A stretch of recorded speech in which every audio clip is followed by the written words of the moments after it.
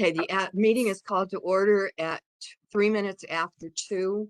This is the June 8th meeting of the Residential C&D Subcommittee. And the first item on the agenda are the approval of the minutes of the May 11th meeting. Has everybody had a chance to look at them, or shall we have Diane pull them up for us?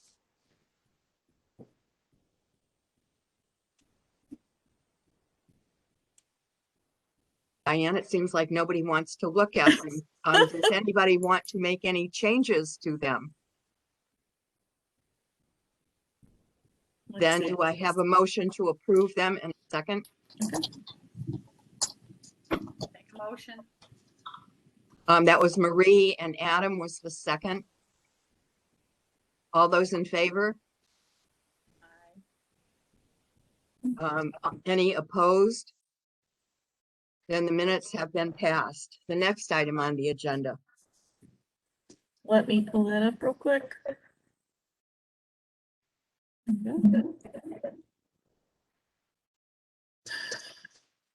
Can you guys see it okay? No, we're not seeing anything. You're not, okay, let me go back.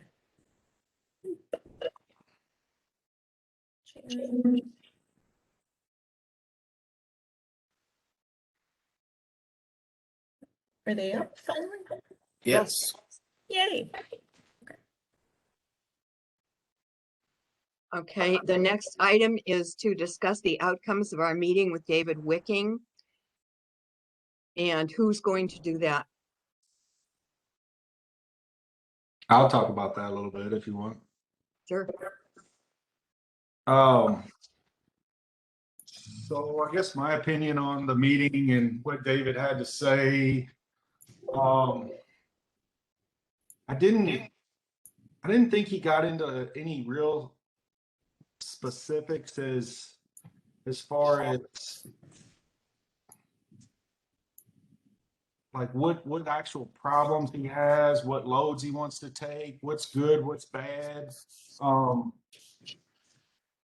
As far as what it would take to start up a processing center, I still feel kind of as in the dark as I was prior, or I still feel like there's a lot of questions that need answered as far as something like that.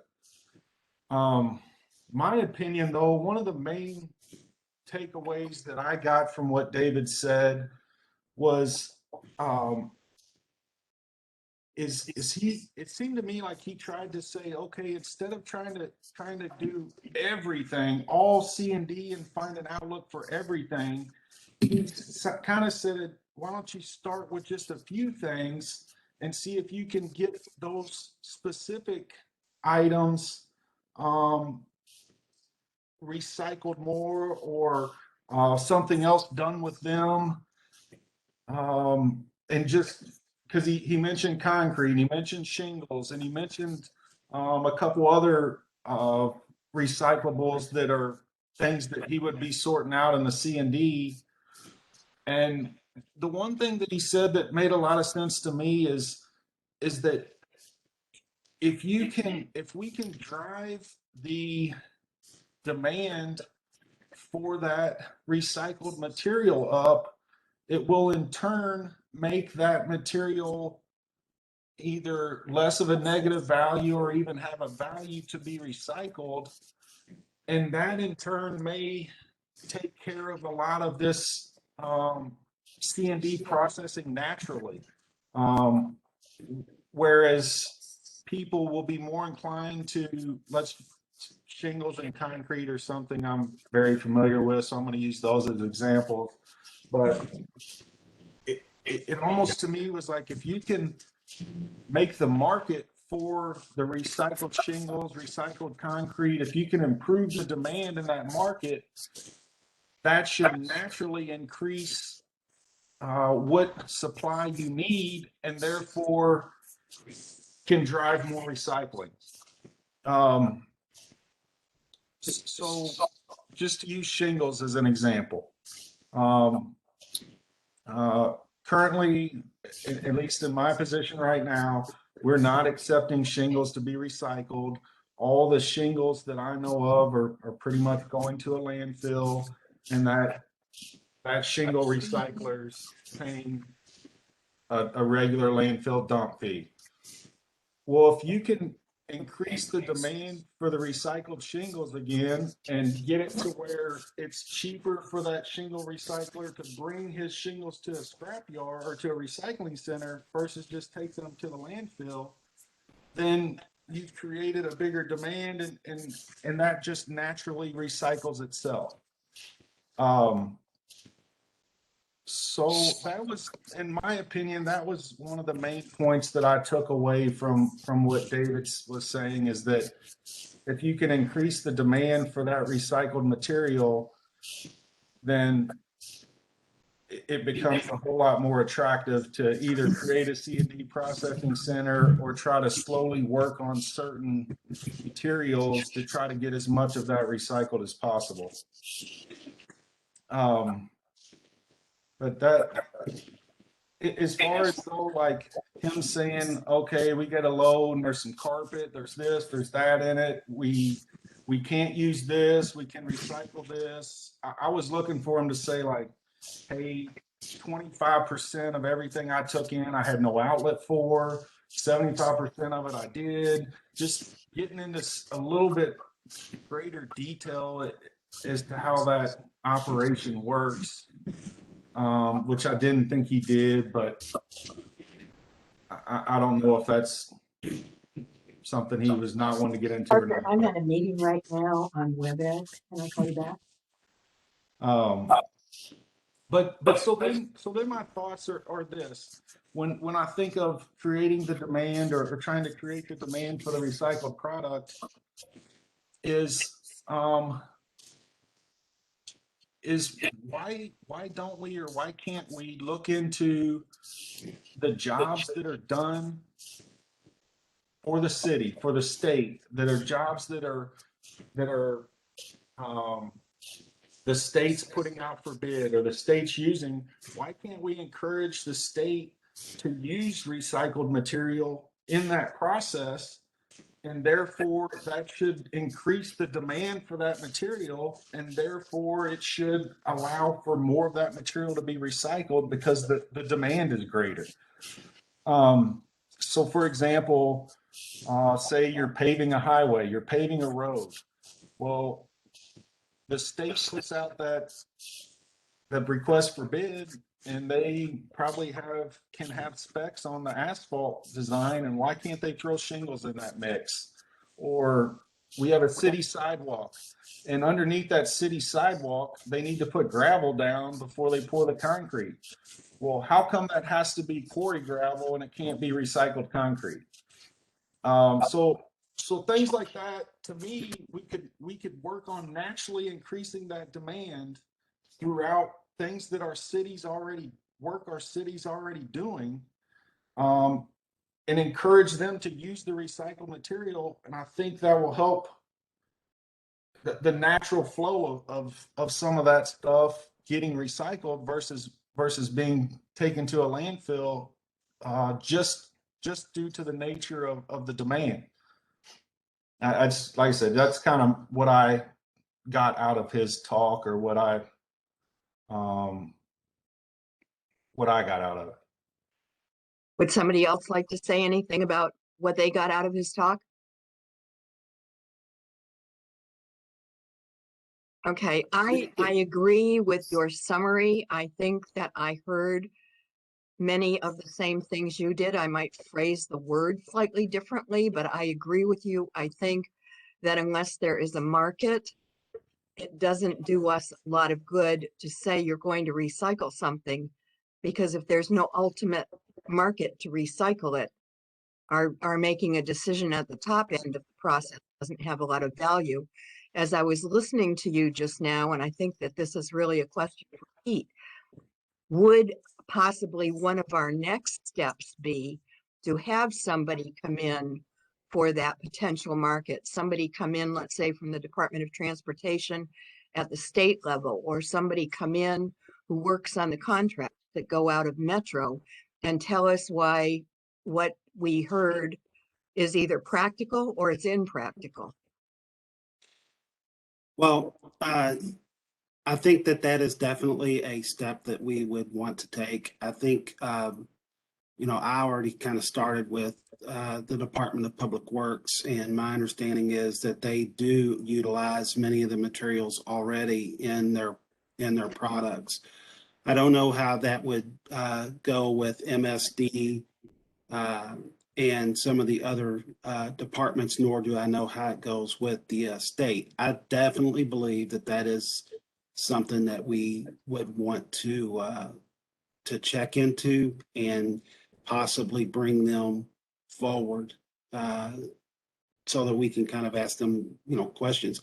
Maybe they already do it, and maybe that's the next step is for me is to find out who number one, who that is, what they currently do, and if they're already doing it, I can report that back. If they're not, maybe it's we can invite them to a meeting to discuss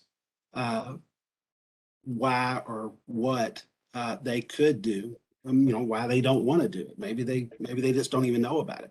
Well, So or I think maybe it's not practical when you talk about, I'm sorry to interrupt you, but when you talked about, are they doing it already? I know because I have worked in public agencies for a long time. You may be doing something, but you may be doing it to be able to say you're doing it rather than at a level that affects a whole market. And so it wouldn't be just, are you doing that? How much are you doing that? Where are you getting it from? How do you get it from them? Do you know what I'm saying? So right, and just to even say we're recycling, of course they are. That's not the issue. Are they enough, like going back to Adam, drive a market that could be increased? I agree with that, Sandra. I think another good question is what is the potential for the material? How much are you using now, and what is the potential for using that material? That way, you kind of know the difference in how much you can change. I I think it's a agree. good point. I think that's good. And if I could, I'd kind of like to give my thoughts on Dave's conversation. I kind of wanted to give the committee members the first opportunity, if that's okay, Sandra. Absolutely. Okay. I agree, Adam.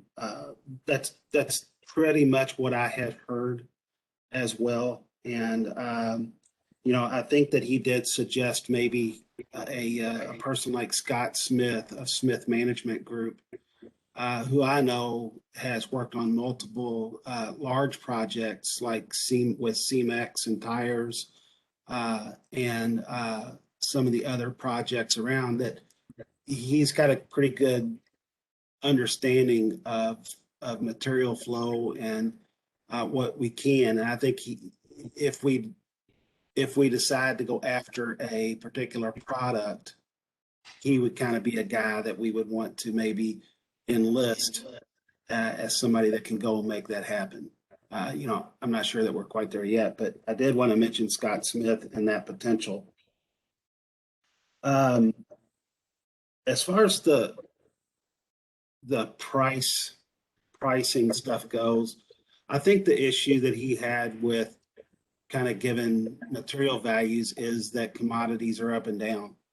It came back to that same discussion that we had about shingles. Well, at a certain point, it become you jump into it. If the price of oil is so high, you jump in to do more shingle recycling and that type of stuff. So I think that commodity markets play a big role in whether what materials would be good at the time. I don't know that anybody knows those numbers right now. So that was another thought that and the reason I don't think that we heard much detail about that. I think that, correct me if I'm wrong, but I felt like that the process of sorting and doing shingle or not shingle, but construction and demolition separation is definitely there. It's not the process that's the issue, it's the commodities.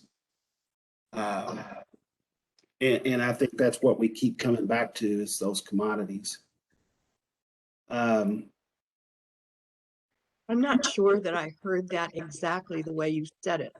I agree that he said that, but I think the sorting is also part of the issue. If you have something with a whole variety of different components in it, rather than getting something that can be at least preliminarily sorted by the person who's doing the demolition. And I think that to some extent, that's why he looked at concrete, that it would be an easier sort, as well as potentially there'd be a market for it. yeah, I think that when you start to identify just one individual product and saying that we want to start there, that's where we start to move away from what I guess the recommendation was. Because the recommendation was actually it was pretty specific in that it would not really get into source separated material. It would be the mixed C and D loads that the study identified went to the landfill. And I think that honestly is where it could benefit the building and demolition industry in that you can offer recycling for lead or companies that want to build and demo in a sustainable way, a way for them to save space. Because every time that you start talking about lead and having to do on-site separation, space becomes the issue. And I can't put 6 dumpsters on this small postage stamp.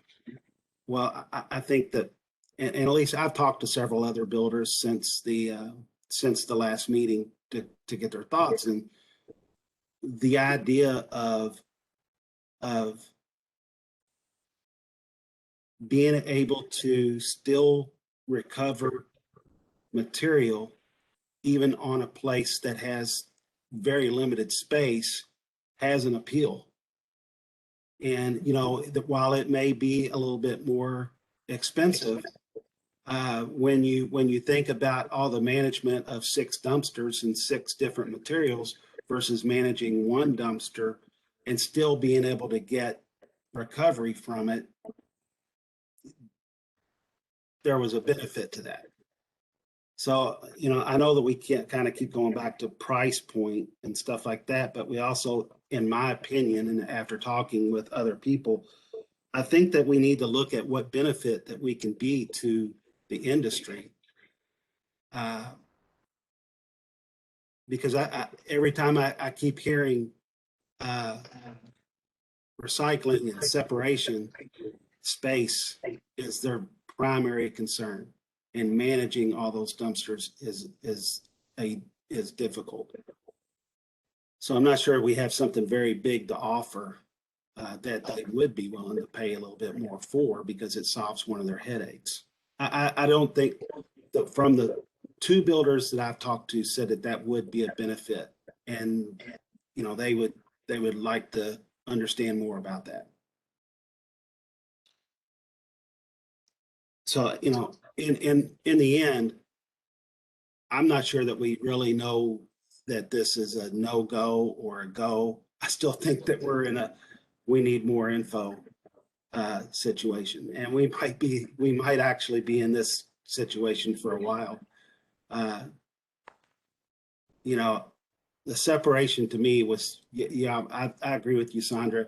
He maybe didn't say it in so many words, but the sorting process, while I mean that it is viable and it can be done, there are the issues that come along with some of the materials that you're trying to sort.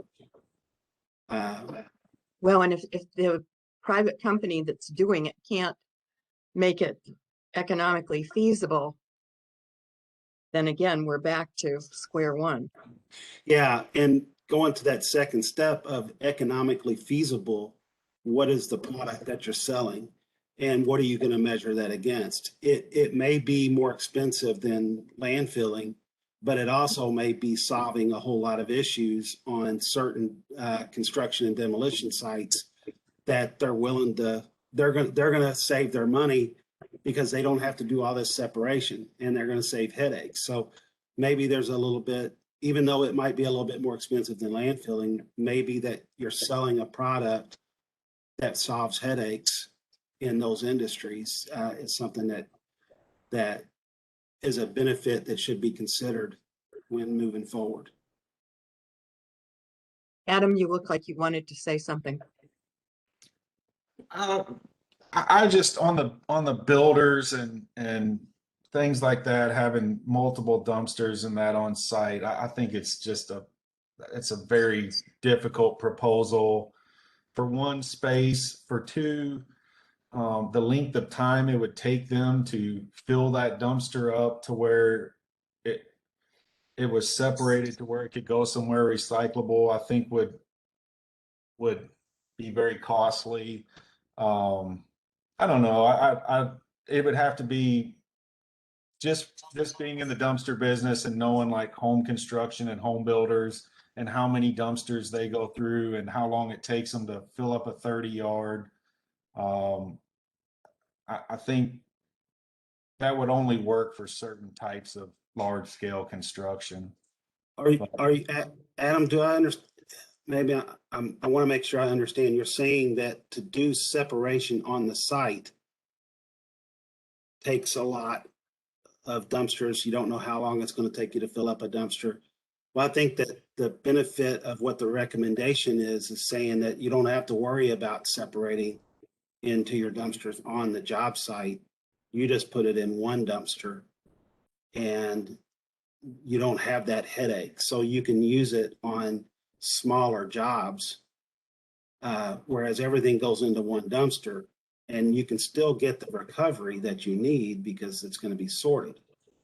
So you're taking away that need for 3 to 4 different dumpsters and the sorting on site and moving more towards everything back into one dumpster and then it's sorted someplace else. That solves a headache for the builders and the deconstruction people. Yeah, it solves the headache, but it doesn't, you're not providing any different thing for them. I mean, like you set that dumpster and I don't know that they care really whether or not you take it to a landfill or you take it to a sort facility. They just want, how much does that dumpster going to cost me?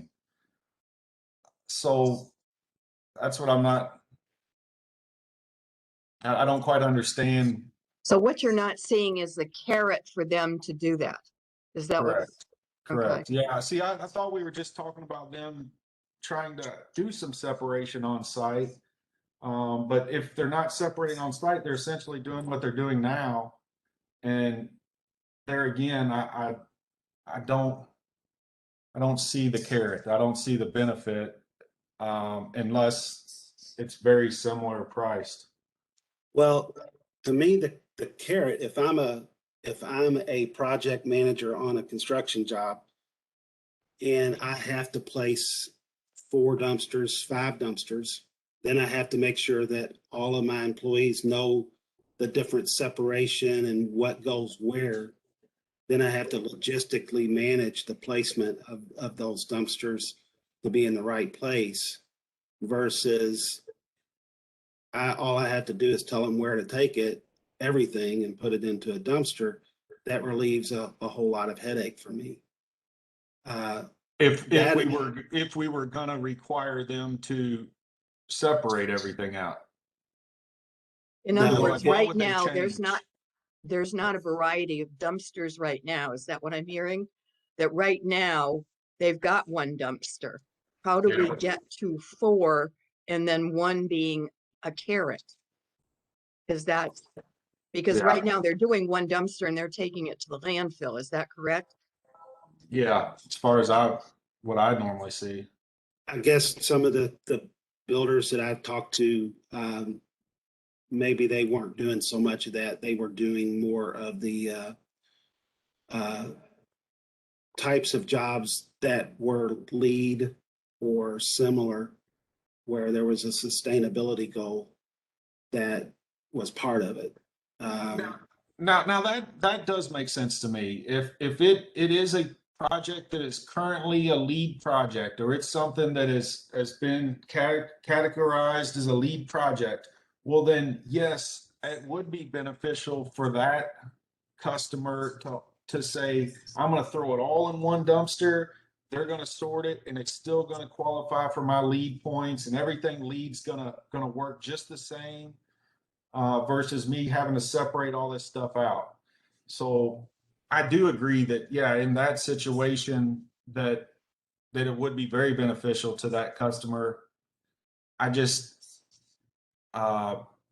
think those lead jobs are So minimal right now. it Actually, what brings it up, becomes is how much of the market is a lead job.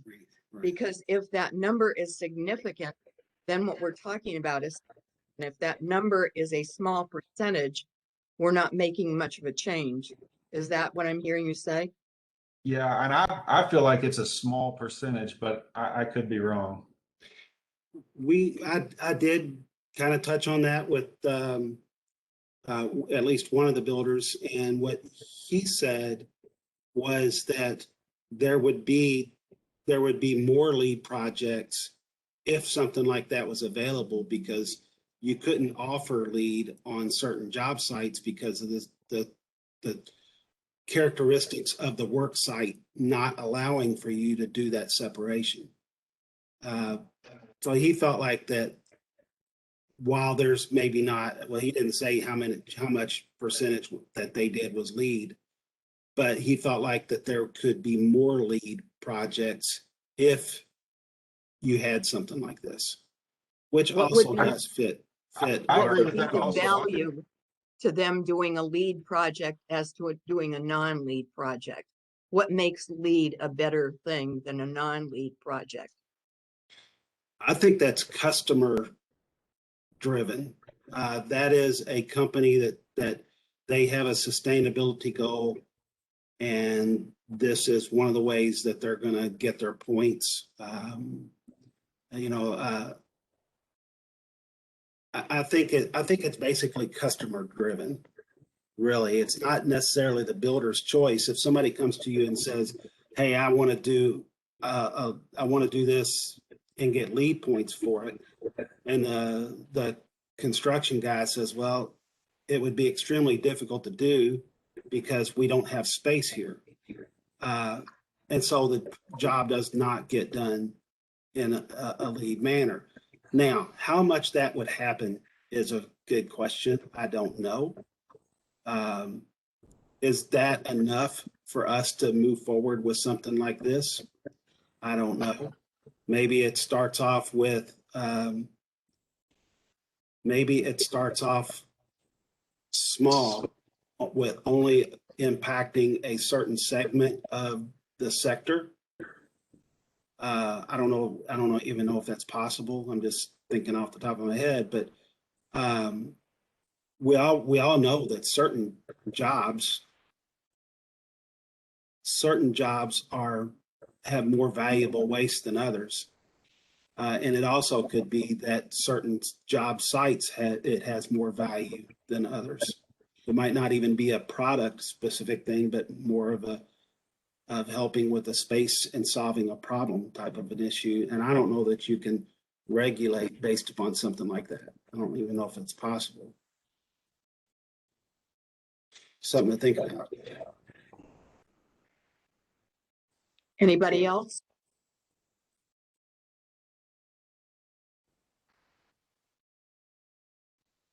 Can I ask Well, I'm sorry, where- this is Andy Reynolds with Waste Management. Would it be okay if I asked a logistical question? I'm sorry, I'm filling in for Certainly. Marie who's traveling, so I'm just trying to get an Uh-huh. idea of what the conversation has been. When you're talking about not source separating, but separating farther down the line, are you talking about putting everything in one dumpster, or having one dumpster that is designated as landfill and then a combined dumpster that would be potentially materials that you have identified markets for, that you're now saying these materials get separated and those can be sorted somewhere else, but it's not mixed in with all of the trash? That's a good question. I think that from the study recommendation, what they were looking at is during the waste composition, they pulled all these dumpsters that were identified as coming from construction and demolition and sorted it. And then they made this recommendation. So I'm sure that what the study was proposing was that waste stream that they identified as going to the landfill from C&D, that it would benefit us to do a sorting facility for that material.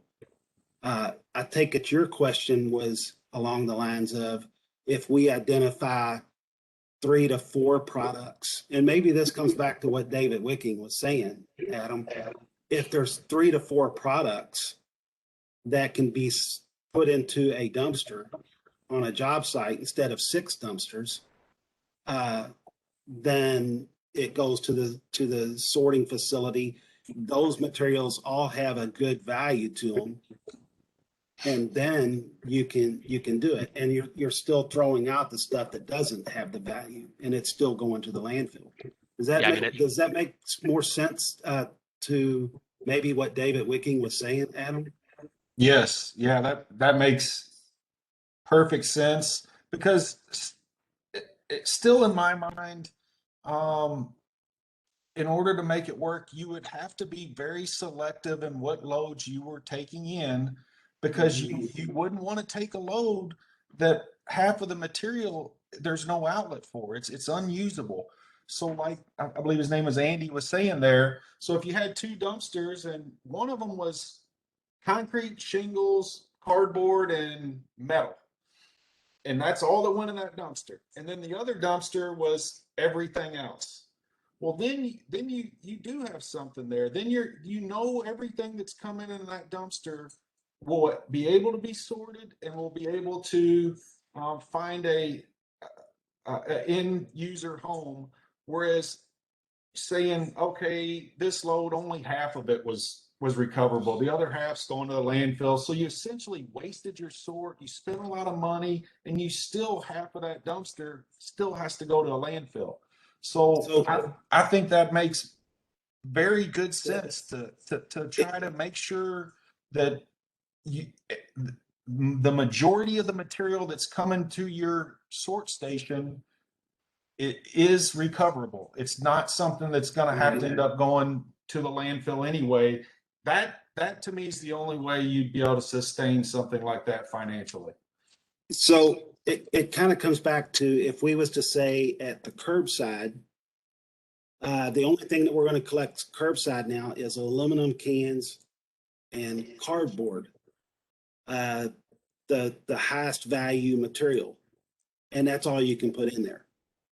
But just doing this on a construction and demolition site, it would be concrete, brick, or cardboard, and whatever materials that we think has the value enough to make this facility go forward. Yeah, and this is Andy again. I was just thinking, one, it would split the difference in the no pun intended, in the load between the job site and the sorting facility, and also allow for flexibility as, to David Wicking's point, the commodity market changes. If markets become available, or there is progress that can be made with state agencies or local government to create markets for things like shingles, or, recycled concrete for different projects, or if it is just large project based, that now you have in the short term a need for that material type, then you can provide guidance that says, please include this, or now please exclude this from the loads. So sorry, I didn't mean to jump in. So if that's that good, wasn't because what appropriate. you said is it could be flexible over time, which is always a benefit to something being static. Yeah, exactly. And as like he's saying, as the market changes, and one of his big points was commodity pricing. Well, if something would happen to the value would go up extremely. You say, hey, let's start getting this in there. We want this material. Add that to the allowable things that we're going to sort. But I feel like you're going to have to be very selective in the loads that come in order to make it work. If the regulation was specific to say that any CND, any demolition or any construction site had to have a single load dumpster for just these materials.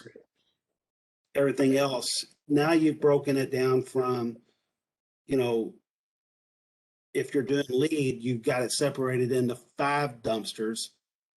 If you are sitting at everything went to the landfill, you were at 1 dumpster.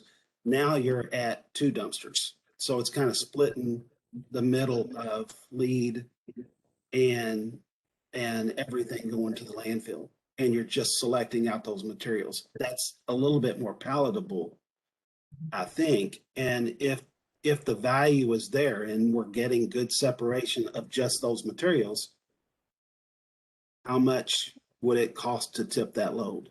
And is that less than landfill price? Well, and you also get to the point where the person who is sorting that load, the business that's sorting it, which we don't have right now, has an economic interest in looking into setting up that kind of a facility. Yes. Yes. I mean, potentially could be profitable if like you said, you're able to, everything that's coming in is able to be sorted and found a home, and the labor or whatever it would take to do the sorting is a big factor. But at least at that point, you're not getting material that's not going to be recyclable. Like just for instance, with us, we recycle concrete. So I'll set a dumpster there that's for concrete only. And all I want's concrete in there, but you're still going to get the guy's lunch. You're going to get the guy's cup. I mean, so the need to have a dumpster that's just a landfill dumpster at every job site's still going to be there. It's not going away. You're going to have that. But just to be able to have something that allows a certain amount of material that could be sorted to go into it, now I think we're getting somewhere. Now I think that you've got some potential there. And again, if you can drive those markets up and drive that recyclable materials value up, then you really might be getting somewhere. Mm-hmm. Adam, who would you want to talk to us next? What kind of a person would you want to share information with us next? I to be totally honest, I would, and I don't know who this person is, or it may be a group of people, but I'm just really interested in city, state, local, who's putting out, and Pete may know, who's puts out bids, who throughout the city, state, whoever is organizing these requests for bids, RFTs, or and ask them just a little bit more about considering using recyclable materials on or in some of those jobs. And that comes back to the questions that Sandra and I were talking about earlier about what do you use now? What is the potential could you use if everything was bid with that inclusion? Or are you doing whatever at all? So maybe it's a series of questions that we could have for each one of these groups to tell us how much could we recycle if it was optimal and at a minimum. And Well, what and would that do to you? what considerations are in terms of people putting the bids together? Very often at the back end of the line where they're getting ready to go out, you're not dealing with a person who has the technical knowledge of what's going into the bid. So we may end up not with the person who constructs the bid, but with the persons before that who are talking about the components of the bid. And yeah, I don't know who they are either. I tried at one point in time, because Adam had talked about the shingles, I tried to go back to the people I know in the Department of Transportation, and I got blank looks when it talked about recycling shingles. The only thing I found out was there are possibly 2 programs that have taken place at the state level, but I could get no information beyond that at all. So it'd be I- interesting to find out. you know, when you start talking about the Kentucky State Department of Transportation, if you just got a small smidgen of shingles into all of their road projects, the You would be problem is paying really for solved. shingles. I would pay money for people to bring me shingles if it got to that point. I can tell you that shingles would become like metal. Like you'd have people looking to find shingles on the side of the road to bring them to you. It could potentially get to that level. I can tell you that. So let's just say, just to give us for our own information, just a ballpark number.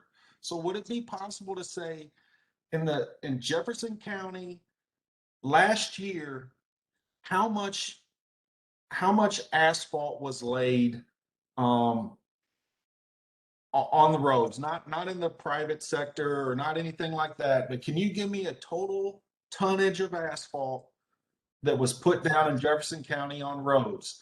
And then once we got that number, we could take that number and start doing percentages, because the amount of shingles, recycled shingles you can put in the asphalt mix varies between like 1% to 6%. Actually, that's not an impossible number to get. It may not be 100% accurate, but I've been involved with our paving here in Prospect now for a while. And there are really a finite number, just there are with waste haulers. There are a finite number of places that supply the asphalt that's put down in our local area. And I don't think it would be impossible to find and isolate those. And I'm thinking maybe 5, and find out what their output was for the last year. So I don't think that's impossible. Yeah, I mean, you could easily ask, because like you said, there really are roughly 5 main asphalt plants in the Louisville, Mhm. Southern Indiana area. And I mean, I don't know if they would offer that number or how you get that number, but you could probably find out how much asphalt's getting cranked out of there and put a percentage to that number. But the only problem is I don't know that you could only, in the private sector, I don't think you could, I don't know. I don't know if you could force them to put shingles Well, in you their can't mix. force them, but you can go back to, when you're talking about roads, you can go back to the public agencies that buy that asphalt because they put it down. And all you've got is more steps in the process. I don't think you can mandate to those particular people.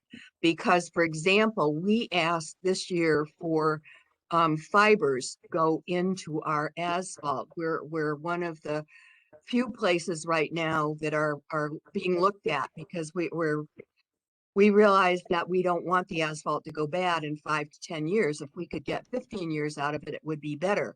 So we paid extra money this year to have these fibers, which are similar to the fibers that are going into a bulletproof vest. Okay, all I'm doing all that long business is we drive to some extent, we, the public agencies, drive to some extent what's going into our asphalt.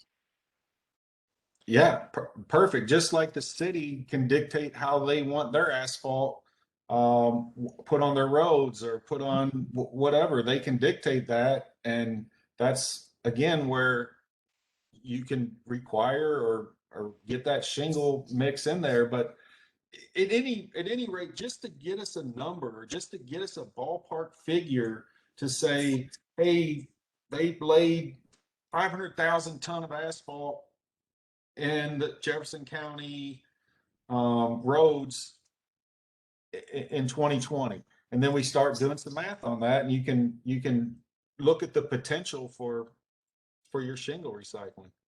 Adam, can you send me an email listing out the companies that you know that do that. And we can do some research with them and see what information that we can get them to provide us. Like asphalt plants? Yeah. Yeah, yeah, I definitely can do that. And I will also follow up with Jeff Brown, who is the lead engineer for the Department of Public Works here. And with their knowledge of what the state does, because I know, we deal with a lot of state roads here in Jefferson County as well. Maybe I can find the right people to bring together to start asking some questions in this regard. And I know that they have some great information too. They say that we already are putting in as much as we can put in without weakening the product. So they would be good to bring in as well. So we'll do that homework. If you can send me those 5, then we can do the research on that end as well. Yeah, I can do that. And there's potentially issues. I mean, they may see flaws in using shingles in the mix, or they may have reasons they don't want to do this. And if that's the case, we need to know about that, because then that greatly affects the value of that shingle. If it's not worth anything, it's not worth anything. So yeah, getting those questions answered and having a better grip on if the potential's there or not, I think is a big thing for what we're looking to do. Yeah. Okay. So I have that as a takeaway, is to be able to get with those individual companies, to get with our Department of Public Works, to try to identify people at the state, local levels that could kind of answer our questions when it comes to materials and roads and stuff like that. So we'll have that as a takeaway. Any other takeaways that we can identify? Try to come up with the most valuable mix of materials that would come from construction and demolition industry that could in some ways- potentially make it valuable. In some ways, what you're talking about is the same thing we've been doing now for a number of months, and that in a way, we want to talk to stakeholders. Stakeholders are not always businesses. Sometimes they're the people that you're talking about. Yes. Okay, anything else on this topic? All right, the next item on the agenda is the impact of the effort matrix. I think that was where we was just going to talk about the next project that we want to consider. I know that we've been bouncing C&D material around for quite some time, but we really haven't even officially said this is something that we're going to kind of focus on. But we focused on it a lot. But of the other items that are out there, is there anything else that we need to continue to work towards? I know that we have the expanded residential marketing campaign for recycling. We haven't done a report on that back to the committee, full committee, and to the board, that we were going to use the Urban Services District CART program to kind of get the learnings from that. So Actually, I think that talking about a report on what you've been doing in terms of the education in a variety of areas would be a very good thing, because you've done a great deal. And while it's on the website in a large extent, and you do a fine job of putting it out there, I think a summary for our board and for our advisory committee right now would be very helpful.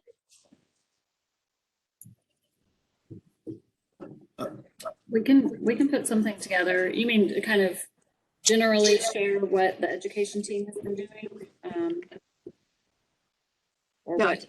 we I offer. generally share all the educational efforts that you've been Yeah. doing because there are, it's not just education, it's the way you've approached it, which is one component of that is education. Because Yeah. the CART thing by itself isn't education. Education is the driving force to make it successful. Yeah. Okay, we can work on that. And that's something, if we put something together, is that something we would suggest for, like, for example, next week's full advisory committee, possibly, or? Or you could bring it to our meeting at next month and it could go the following month, the advisory, and onto the board. If you want to do that, gives you a little more time to write it. Yeah.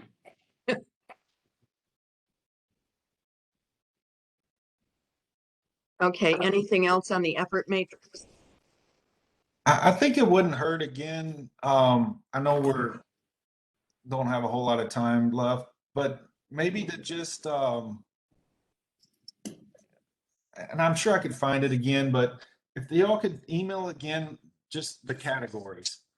And then maybe before the next meeting, we can review those categories again, kind of refresh, because to be honest with you, I can't think of the other things even on the effort matrix right off the top of my head, and kind of review those things a little bit and determine if we do need to focus on something different a little bit or try to add something else, since we have been just beating the C&D to death here. Or What I would suggest in that regard is to go back to the original PowerPoint that we did, where we broke down each individual recommendation. So it wouldn't just be the categories, it would be a little bit of background or a little bit more in-depth what each topic is. I think that's a good idea. yeah, I need to refreshing up on a lot of that stuff, because it's been a couple months now since I think we talked about any of it hardly. Yeah, and I honestly think that it's a very good idea anyway, because some of these topics are so similar across the different committees that we sometimes get them confused. Okay. And I've been neck deep in them, and sometimes I get them confused. I can imagine somebody that's, only sees it once a month. It can be very confusing. Okay, so then we get that before the next meeting and it would be our first major topic. Is that what we're saying? I think so.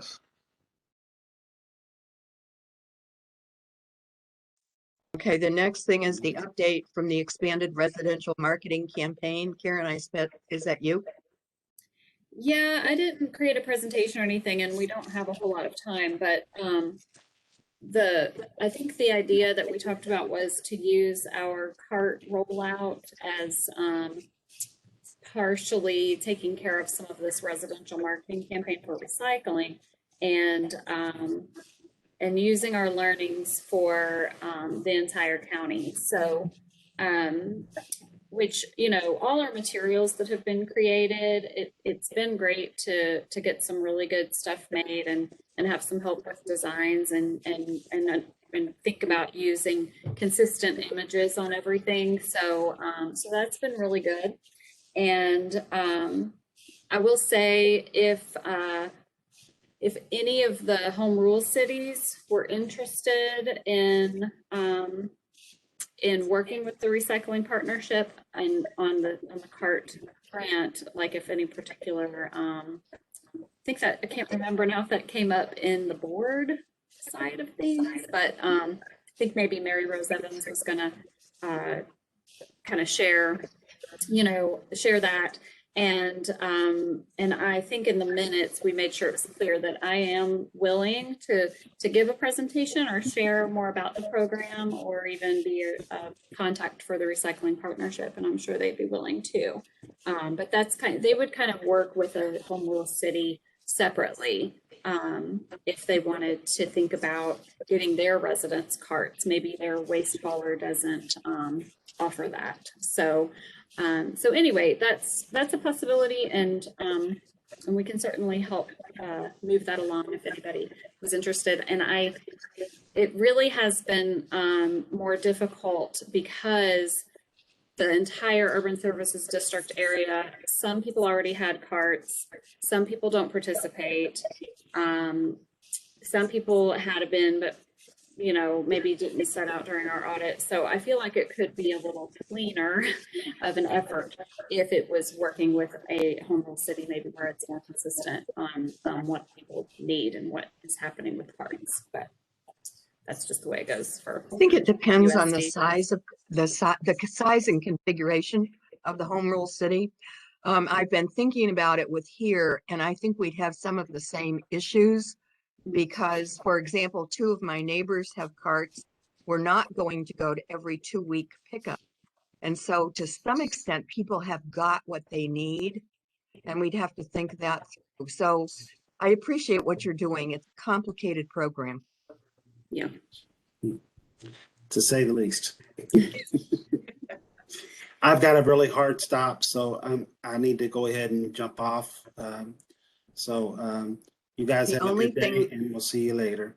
Okay, the only last thing is public input. Is there any? Then I'll take a motion to adjourn. Adam, second? Anybody? Second? Thank you. All those in favor? All right, and if there's anybody who doesn't want to adjourn, you stay on. Thank you. Sandra, who seconded it? Seconded, I think it was Marie. Was it Marie? Maureen? I don't think she's here. I think Okay. Marie Elf was the one who seconded it. Okay, Oh, yeah. thank you. Thanks, everyone. Thank Thank you.